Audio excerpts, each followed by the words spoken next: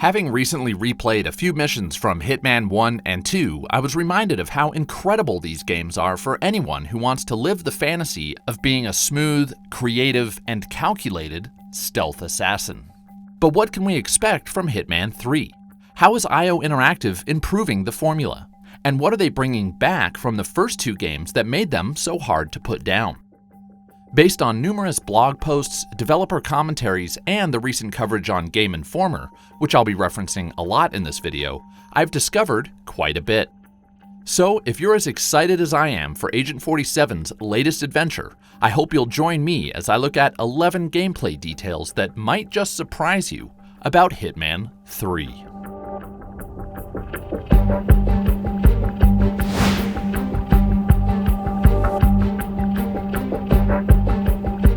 As you probably know, one of Agent 47's new tools in Hitman 3 is his camera.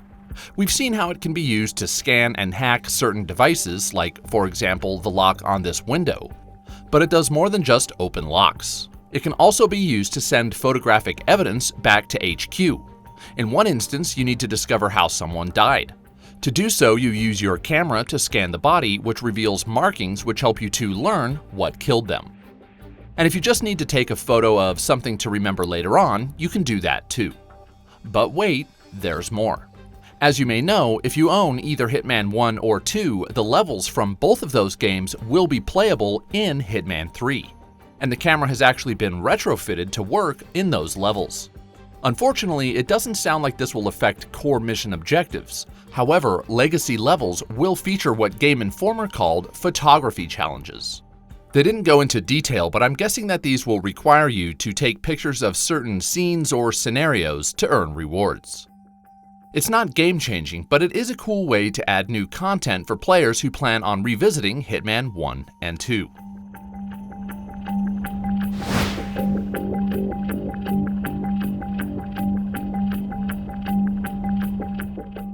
In an official blog post from IO's website, the developer outlined 5 different modes to be featured in Hitman 3, all of which should be familiar to fans of the series. The first mode is the campaign, where you'll play through the game's story, which by the way features 6 missions, each taking you to a different location around the world. Next are elusive targets. For the uninitiated, elusive targets are special, targets that appear in levels for a limited time. You can only locate them within their given level by using vague clues, and you can only assassinate them once. Plus, if you make an attempt on an elusive target and fail, you don't get to try again, which adds to the suspense. The third mode is called Escalations. Here, the game remixes levels by adding new challenges that raise the difficulty. These might include more security cameras or fewer disguise options. Next is Contracts mode. Now, I never took part in Contracts mode in the previous games, but here's how I understand it. You basically design your own contracts within existing missions by selecting NPCs as targets, then deciding how they need to be assassinated. Once you complete a contract that you create, you can then challenge friends to complete it. One fun feature here is that IO will choose the best user-made contracts and turn them into featured contracts, highlighting them for the entire community. The last mode in Hitman 3 is called Sniper Assassin. As put by the official Hitman site, Sniper Assassin mode, quote, tasks you with eliminating targets and guards without triggering an alarm, whilst completing challenges to boost your score multiplier. If you want to do more research on each of these modes, you can find a link to the blog post in the description below.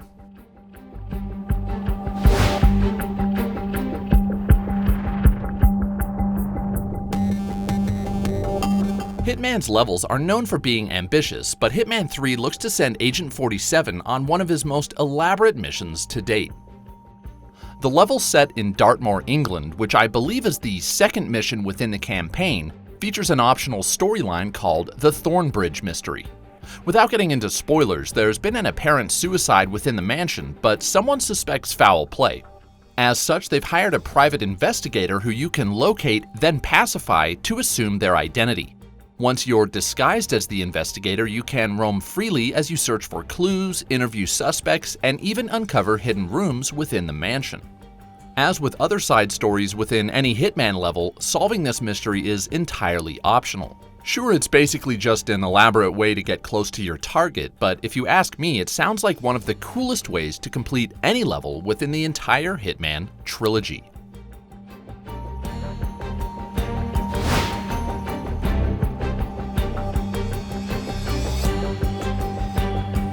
While I don't think Hitman 3 is going to be a hardcore brain teaser, it sounds to me like some new mechanics will make small-scale puzzles more prevalent within the game. One example are keypads. Some keypads now require you to enter each number manually as opposed to just finding a keycard that you swipe. This might seem inconsequential, but now that you have to enter codes digit by digit, it means you might be required to, for example, deduce a password based on clues, or you might need to find a passcode written down somewhere within a level. Then there's the aforementioned Thornbridge mystery. Again, I won't spoil the details, but if you read the Game Informer story, they did highlight one objective in this storyline that requires you to use your deductive reasoning. And moving on to my next point, there's one addition to the overall level design in Hitman 3 that's going to make each location feel even more like one big puzzle to be solved. Let's take a look.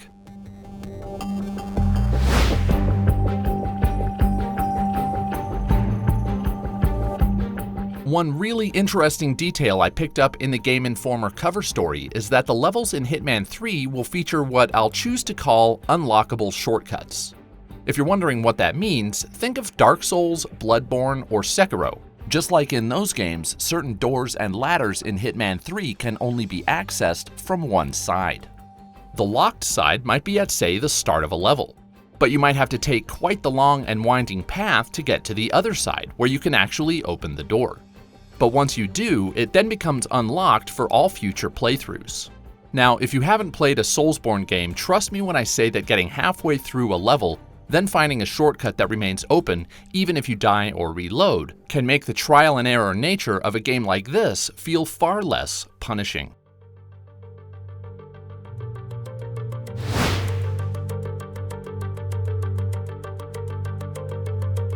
If you followed Hitman 3 closely, you probably already know this, but if you're just now looking into the game, you may not know that the fourth location to be announced by IO Interactive is Berlin, Germany. Of course, the others are Dubai, England, and a modern cityscape set in China. That said, we don't know much about Germany. In the Game Informer coverage, we got these very few screenshots, and we learned that you'll be infiltrating an old nuclear power plant that's been repurposed as a venue for some high-profile event, which you, of course, have to infiltrate. As for any other details, we'll probably have to wait until the game comes out.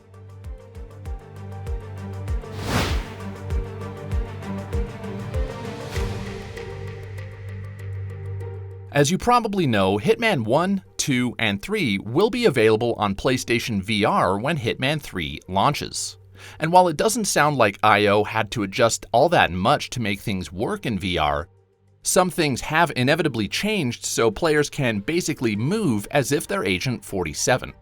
One thing that changed is the game's cover system. According to Game Informer, quote, "The cover system has been reworked. You don't lock on to a cover mode now. Instead, VR players can stay out of sight by physically crouching." Moving on, it sounds like some weapon mechanics have also been updated. Quote, "Players now have free-form movement with many of the game's weapons, which sounds like a liberating alternative to the original design's approach of using scripted animations for many of those attacks." Again, it sounds like the goal was to enable players to move as if they're in Agent 47's shoes. And speaking of, one thing is for sure. Playing Hitman in the first person, let alone in VR, will definitely change the feel of the entire game. Whether you're strangling, stabbing, clubbing, or shooting someone, doing so up close and personal should make for a much more brutal experience.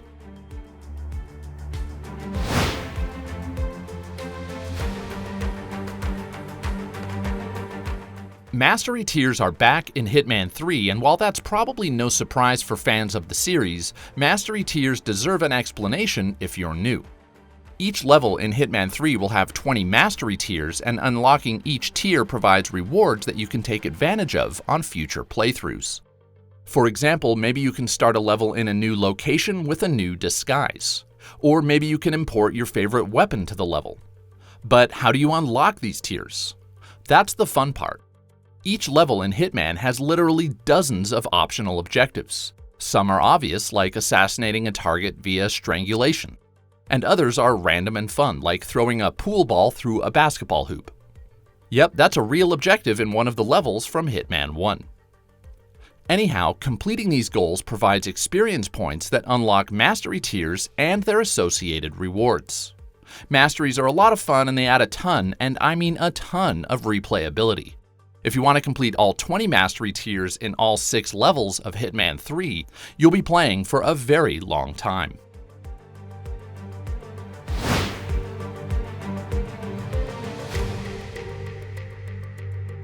Now, this might sound bad at first, but according to Game Informer, some NPCs in Hitman 3 were designed to be intentionally, well, stupid. But it's all for the greater good because a game like Hitman, which has incredibly complex levels that require a lot of trial and error, need an element of predictability to remain fun. Say you need to steal a guard's uniform, and he's surrounded by 3 other guards. Well, it helps to know when those 3 guards won't be looking. Executive producer on Hitman 3, Forrest Swardau-Large, put it this way, quote, "You have to be able to rely on the AI. It has to be consistent. We'll live with the stupid-seeming AI if it means we're adhering to the rules of the game," end quote. To put it another way, game director Matthias Engstrom said, quote, "We can make some puzzles hard, and that's part of the puzzle element, but that's specifically designed to be that way.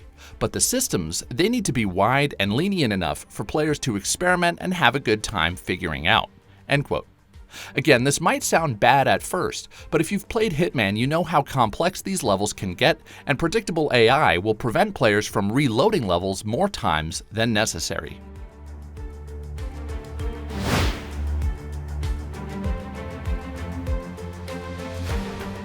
As I've mentioned, if you own either of the previous 2 Hitman games, you'll be able to play levels from those games directly from Hitman 3. But one additional detail here is that your progression from Hitman 2 will actually carry over to Hitman 3. I don't think it's been detailed what specifically will be saved, but the game's official website does say that, quote, "progression from Hitman 2 is directly carried over into Hitman 3 at launch." Plus, in a developer commentary posted to the official Hitman YouTube channel, IO's communication manager, Travis Barber, said this will include weapons, unlocks, and masteries, and that players who do this will, quote, "come into Hitman 3 with a lot of tools to use." And as a side note, if you do play Hitman 1 or 2 from within Hitman 3, many of, if not all of the visual upgrades in Hitman 3 are being added to the legacy levels. This includes new water effects, new AI, and new animations. And according once again to Game Informer, new foliage has also been added to the older levels, giving Agent 47 more places to hide.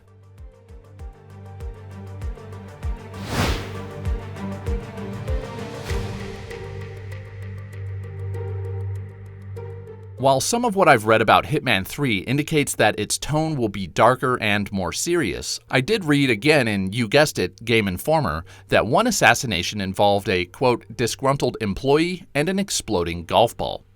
Now, I'm pretty sure we saw an exploding golf ball in Hitman 1, but nonetheless, this does indicate that the humor of the previous games, which often manifested in some truly wacky scenarios, will be back for Hitman 3. So there you have it. Those are what I found to be 11 of the most interesting gameplay details about Hitman 3. If you found all that interesting, I hope you'll consider subscribing to my channel for more videos just like this. And check out the preview-focused video game podcast called Preloaded, which I create with fellow YouTuber JV.